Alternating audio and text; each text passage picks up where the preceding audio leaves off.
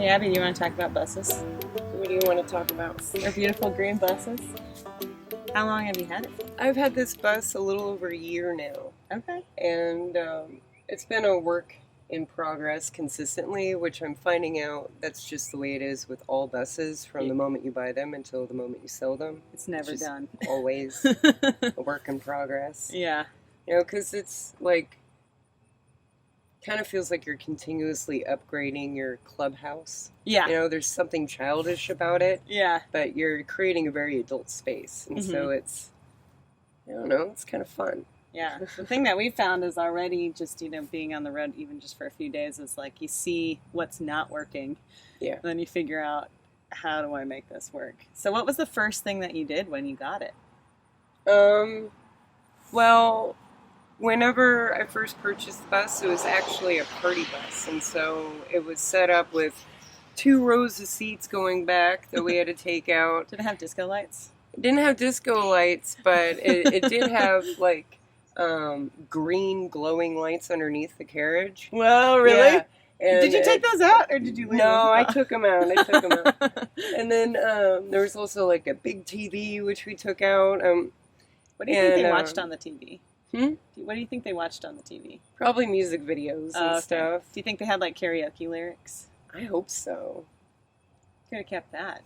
Old time karaoke in the bus.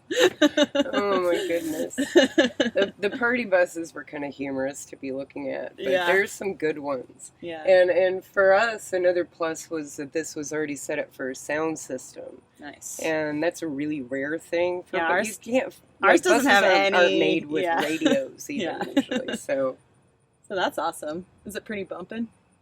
Yeah. What's your favorite bus jams? It gets pretty loud. I kind of switch around what I like to listen to, though. When I'm driving, it kind of depends on my mood. Because sometimes I like to listen to something that makes me think. Like I'll listen to a TED Talk or a podcast or something like that. Yeah. And then sometimes I'm like, oh, I want to listen to some jug band music. And then sometimes I want to listen to some, I really like funk music.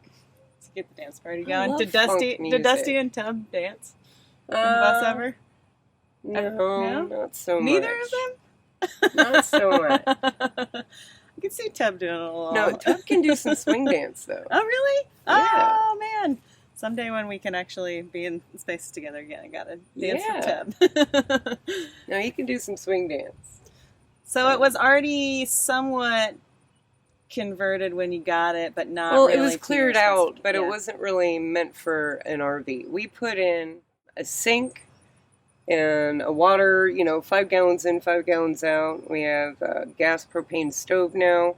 We've got a couple onboard batteries that we keep charged up, and 3 outlets now, so we can do work and computer stuff and charge stuff and do all that stuff you do at home. And we were pretty lucky kind of putting everything together and finding the right pieces. We just went with a scratch and dent refrigerator and found an old butcher block that had some issues with it, and I don't care if stuff's going to get dinged up. I mean, I'm going to be dinging it up anyway. Yeah, totally. So. That's kind of the most terrifying thing about having nice things or making nice things is like, I'm going to destroy it. Cause I'm just going into it knowing I'm going to destroy it, and I'm good. That's probably smart.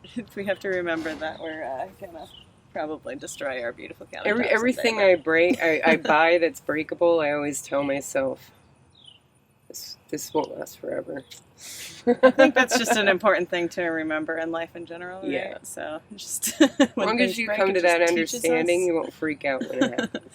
So did you kind of put in all the carpentry at once? You just kind of decided on a design and went for it, or did you do it in stages? My friend Kevin helped me out. He had some software. Kind of sat down with me and went through like where the desk would be. Where the bench would be and where the bed would be, and we kind of figured out those dimensions. Yeah. And so it was kind of nice having him there. He had never worked on a bus before, but he understood like putting together homes and things like that. So a lot of our electrical that we have put in is very similar to a house. and not so similar to an RV. Yeah. And but it's sturdy, and it's really awesome. I love the way everything was put together. Yeah. So did the same friend help with the electrical and the carpentry, or did you have the electrical, carpentry, and plumbing all together? Because everything was kind of retrograded to fit together. You know, the spaces underneath the bench had to be a certain size to be able to fit the batteries. Same with the space for the sink, and where the pump was going to go, and how the drawers were going to fit with the pump, and especially then with the gas, putting in the gas. Because we had to lift up the floor that's already there. We just kept the standard bus floor and run pipes for the gas underneath the bus floor and run that up and then retrofit all that stuff in. So you have to know where everything's going to go before you just start putting things in. Right. That was one of the big things for us. I had an idea of everything, but being more carpentry minded, and when I went into our bus build, I didn't have any idea how to do electrical or plumbing or anything, but I knew how to build some things. So my first thoughts were like, oh, where's the furniture gonna go, and got really excited about that design aspect, and then was like, oh shoot, I need to figure out how all the electricity's gonna run in here. There's so many parts of it too. And then when you get on the road, then it goes down to figuring out what slides and how it slides. And how do you get those things to quit sliding? And what things are dangerous and what spots, because I quickly learned that if you're storing things underneath the bed, depending on the way your cabinets are, you can damage those cabinet doors with things sliding up really fast if you hit the brakes. Yeah. Did you run into that with your cabinet doors at first? Yeah. We're running into that now. In fact, we're in the middle of fixing that. We're going to put a bar of wood there to keep things from sliding up and smacking into those doors. Oh, that's so underneath the bar, underneath things. Everything slides, and when you're driving around, even if you are a safe driver, not everybody else around you is. And so, if you have to hit the brakes really fast, there's some things that are going to push a little harder than others, and so you just kind of learn to be better be safe than sorry. Definitely, yeah, for sure, yeah. So you have how much seating do you have? How many people can you fit in the? We can fit 2 or 3 across the bench, and then one in the desk seat. Yeah. The desk seat, however, isn't completely strapped in. So whoever sits in the desk seat, there's no sleeping rule in the desk seat because there's no seat belt there either. So that's not the napping chair. That's the captain's chair. Yeah. Yeah. So we have that rule. Totally. Yeah, because, things are just different in a bus. You think it'd be easy to walk around and stuff, but it really isn't. You need to be really careful when you're walking around when the bus is moving. Do you get a Dusty playing the banjo in the back? All the time. Yeah, Dusty plays the banjo a lot. All the time, every waking hour. I'll wake up, first cup of coffee, here's banjo in the corner. And we'll tell him, hey, go find you a practice spot, and he'll be right where we can hear him in the woods. Well, it shows that he plays all the time because he's really good banjo It's great. It's great. I am really, really impressed all the time with how much dedication he has. Yeah. So what's been the best thing about having a bus for your touring and traveling? It's nice to be back down to basics. That's something I liked about living out of a backpack was just having what you need. And I don't have the physical fortitude to be traveling around carrying everything I own in my backpack anymore. Yeah, me neither. And so, to me, it's like the next best thing. Yeah. Mm-hmm. And the goal was before the thing hit.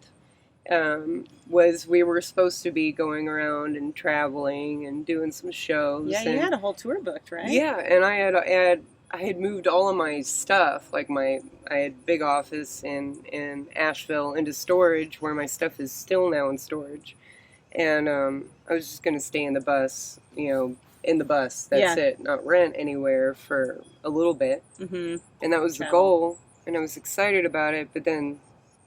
When everything started locking down, I figured, okay, well, I better chill out, and got a space here in Wichita for a moment to let the economy open back up, so it's a little easier to do that. Yeah. And I'm fortunate enough now, when I was traveling and that was it. I was just on the street, and I felt like, and maybe at the time I didn't necessarily have a choice, but now the fact that I have a choice to be able to rent nice somewhere place, yeah. is really fortunate, because there's so many people there about to completely lose their homes. Oh, man. So what has been some of the things that you didn't necessarily expect to be hard about being in the bus, but have been kind of challenging?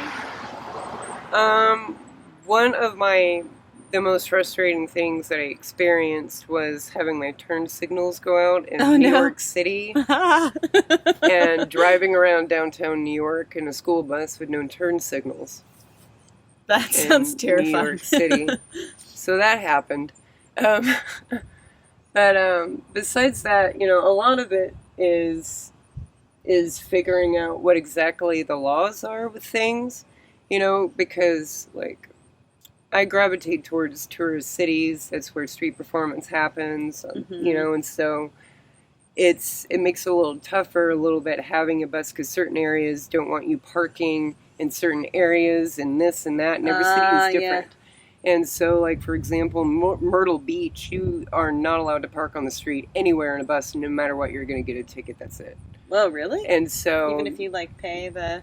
Even if you pay the meter, it doesn't matter. And does it tell you anywhere? No. And these laws aren't posted in most cities either, or they'll have like a sign as you're going into town on some random highway that you were never on, or whatever else it is. But they just figure that these are the laws. That's it. Ignorance of the law doesn't protect you from being okay. Yeah, I've never heard of that. You end up kind of having to do a little bit of juggling with some of that. Yeah. So is that like on the street just downtown, or anywhere in the city? Anywhere in Myrtle Beach. You have to be in a lot. So you can find a paid lot, they'll let you park. Yeah. And there's lots of paid lots in Myrtle Beach. Yeah. So it's not so much of an issue. Yeah. DC ends up kind of being a headache a little bit. Yeah, have our cities in general pretty difficult to navigate and figure out parking and stuff? In the cities where people rely on parking garages, sometimes it ends up being an issue. Like when there's not adequate street side parking, because you will not fit in a parking garage. Yeah, totally. Too tall and too wide. Right, so there's that kind of issue. Like, so New York, that ends up being kind of an issue. Yeah. Especially within the central city area. We were pretty nervous about if we ever try to tour through New York. Well, I found a couple cool spots for you to park in New York, and I'll make you a list. I went through that headache, and I will save it for you. Awesome. Man, I feel like you saved us a lot of different headaches. Thank you so much for your help with our process, too. I learned so much from you, and really appreciated you taking the time to, especially with the process of getting it converted into what's in North Carolina, it's a house car. You have to change it from a truck to a house car, and that process, I was real nervous about it, but it ended up being a little bit easier. It was the registration that was hard for us, because we had a broken emergency brake, so we had to get that, go through all those hoops. But and you kind of talked me through a bunch of electric stuff too, so I really appreciate that. Well, putting a bus together is been really, really fun for me, and I'm already thinking about the next bus. And I think it kind of becomes this little addictive thing, because now you look at other people's buses, and you're thinking about, how can I improve on this? How can I do this better next time? And you learn so much in the process of making it too. So what are some things that I would do differently? Yeah, what are some things that you would do differently, or that you would want to add in, that you would want to have in the next bus that you don't have in this one? But this one isn't necessarily self-contained, meaning it doesn't have its own bathroom. Yeah. And so the next bus, I'm definitely going to do that. I'm going to be doing our own bathroom and whatever, and I want a larger water system for that. Mm-hmm. Right now when we travel, it's pretty much, we travel a lot of venues that already have showers at them, or, or we're crashing at campsites, or, our fans a lot of times invite us to come crash on their property, or do whatever. So, I've been surprised. So we're usually covered with the showers and stuff. I've been surprised that every day on this trip, coming from North Carolina, that I've been able to shower, or at least jump in a lake, Yeah. But yeah, having a shower and a toilet in the bus seems like it's a pretty crucial thing for actually being self-contained. And part of our reasoning with, building the bus was because of the current public health situation. We don't know how long it's going to be challenging to stay at people's houses or, Right. use indoor spaces, common spaces, and public bathrooms and things like that. So that's one of the reasons. Yeah, had I put this bus together after the start of the pandemic, I definitely would have built a more self-contained unit. Yeah. I can say that. Yeah. So having a bathroom is one of the number one things that you would do. Is there anything else that you think that you do differently? I'm not sure. I really like it how it is. Yeah. We're going to be upgrading some air conditioning coming up. I know you've got to go through that battle too. Yeah, our bus has zero air conditioning. So there's that. None. Yeah, so it's going to be a real challenge, and that's going to be the next big thing that we have to research. 'Cause we've only been traveling in our bus for 3 days now, so Right. and we've already noticed that it's really hot, really, really hot. Yeah. So, did you travel much on school buses before getting this one? Sometimes I'd be picked up every now and then by a friend or something that happened to have a bus. Yeah. A lot of times it was just those giant extended vans, I had a couple of friends that had a couple of them. Yeah. And there was a moment Van life. a few years back where my friend Jim and I got an RV for a moment and kind of wandered around in that a little bit on the southeast. Mm-hmm. It was like a 70s model, 19-foot Itasca tiny little thing. Nice. And I don't know, that was fun. I liked the whole RV thing, but I'm definitely glad that I went with the bus and not the Sprinter or the RV. Yeah. I feel really safe in the bus. I feel like it feels sturdy. Yeah, totally. But I feel like there's definitely going to be an uptick of folks, not only with school buses and doing this thing, but living in RVs and trailers coming up because of the current financial situation. Totally. And so we're going to have a lot of new neighbors out and about while we're traveling. Community. Yeah, and I think that some people do have a lot more choice in the matter, and other people are going to be doing it out of necessity, and so it's important to just have respect either way. So when I was younger, there were bands that were traveling in buses and people living in buses, and a lot of them were converted to run on veggie oil. Yeah, and that was like the big thing in the early 2000s when I was doing a lot of traveling, hitchhiking, and train hopping. And there's a couple of those buses that stand out in my mind. One of them was the _ Orchestra. Oh, bus. yeah. You remember those folks? Great I do. folks. I think, Jorge bought buses all over the world and converted them. And you'd always recognize. You'd always recognize the always. _ Orchestra. So, man, so much fun. And, lots of oatmeal. I recently was playing some of them for Tub. Tub likes that band a lot. He was really impressed. They're amazing in all of their iterations. So it's definitely been a thing for a long time, but I've definitely noticed an uptick in folks doing conversions and living. Yeah. And now there's the whole trending van life, bus life, and it's kind of interesting. So it's interesting and as long as there's no judgment for people who don't have the money to totally trick out your vehicle, Well, and I'll tell you, my favorite bus life or van life channels are the ones who are talking about the stuff on the sides. Like the entire channel isn't directly about the bus. Mm-hmm. I like to hear about what is it you do to earn a living on the road? Yeah. Who are the people that you're meeting? Those kinds of things. I don't want to just hear about how you fixed your bus. I want to hear about who you are, why you're doing it. Totally. So, do you have any idea where you're headed next in this bus? Or Indiana is the next spot. We're gonna do a little something in Indiana, and then I guess swing down to North Carolina and South Carolina and Virginia for a little bit. Oh, well, I hope that we get back there by the time that you're in the Asheville area, because we'd love to run into you again. Yeah, we'll find out. Yeah, who knows what's happening in the world. Yeah, I'm not one sure. step at a time. I'm waiting for the UFOs to come next. Oh, I think they already came. Right? See? There's too much news. There was There's an earthquake in Asheville this morning. There was a fire in California named the Karen Fire a couple weeks ago. You think they named it that on purpose? It started on Karen Street, but I was like, oh my goodness, only in 2020. In 2020, there's murder hornets, Karen fires, UFOs. Here we go. What are the other things? And bus life. Green buses. Green buses. The green buses and us's. It's a thing. Abby, it's been so great to talk to you, and so great to see you. It's been great to talk to you, and I'm excited to see more of your stuff. Keep posting videos about your adventures. I'll follow your channel. Yeah, we definitely will. And I got a conversion Cliff Notes series coming where I've got the first couple edited and about ready to put up. So instead of doing the bus build vlog where it takes 20 minutes to see someone do one thing, we're condensing it so it's like, this is how many steps it took just to do the floors.